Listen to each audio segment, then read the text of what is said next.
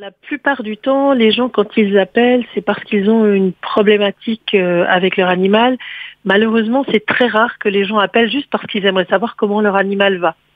Parce qu'il n'y a pas de problème et puis on aimerait faire un bilan. Donc la plupart du temps, 99 ou 99% du temps, les animaux les humains, souhaitent résoudre un problème avec leur animal. Alors ça va de une problématique très courante chez le chat, des problèmes de pipi en dehors de la caisse, à des choses plus spécifiques comme des comportements de certains animaux qui sont inexpliqués ou inexplicables, en tout cas par l'humain qui les accompagne dans la vie, et peut-être des difficultés rencontrées aussi par des comportementalistes qui n'arrivent pas à amener l'animal à adopter un autre comportement. Je me souviens pour ça d'un chien qui systématiquement aboyait derrière les vélos quand il était en promenade, ce qui avait provoqué 2-3 fois des accidents pas trop graves, mais ennuyeux. Et le comportementaliste était arrivé un peu au bout des possibilités qu'il avait dans sa boîte à outils.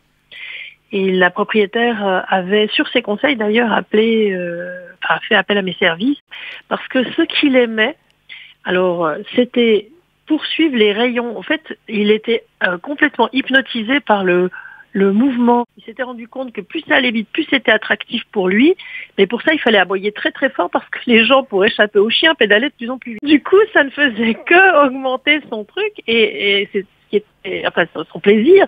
Et c'était très intéressant parce que la maîtresse avait dit « Ah oui, mais c'est tout à fait ça parce que quand les gens s'arrêtent, en fait, ils cessent. Et donc, il a fallu qu'on trouve avec l'animal qu'est-ce qu'il était possible de faire pour que l'animal puisse trouver autant de plaisir avec un autre jeu que celui-là. Pour la petite histoire, si ça devait arriver à un auditeur ou si c'était le cas d'un auditeur, en fait, la maîtresse avait investi dans un espèce de petit hélicoptère en plastique qui se lançait avec une rampe, je ne sais pas expliquer ça très clairement, mais en fait c'était comme une petite hélice. On pouvait tirer avec une rampe en plastique en faisant un geste un peu sec et zoup, ça partait et ça faisait le même mouvement l'hélice. Et donc du coup le chien il adorait ça et la négociation a été ok, alors 1 heure par jour ou une demi-heure ou plusieurs fois par jour on joue à ce jeu-là. 1 heure c'est un peu beaucoup pour la maîtresse. On joue quelques fois à ça mais en échange ok, t'abandonnes les roues de vélo.